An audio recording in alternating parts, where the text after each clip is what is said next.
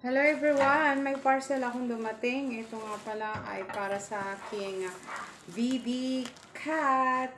Hindi siya baby, kundi malaki 6 months sa cat na siya. So ngayon, ito yung kanyang sa kanyang kamay. Kasi sinisira niya yung mga bagay-bagay sa akin. So, binilhan ko siya ng ganito, guys. Ayan.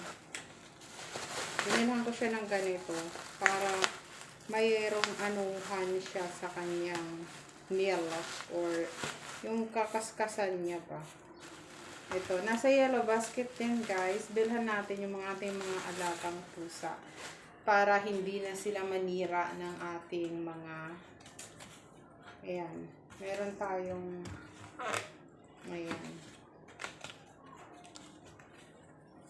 Parang ano lang din siya. Parang nasira na siya.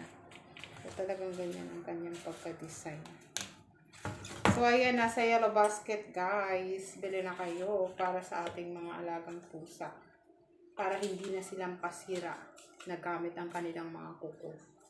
Ayan. Nasa yellow basket. Happy shopping, everyone. And thank you for shopping to my all product in my TikTok yellow basket.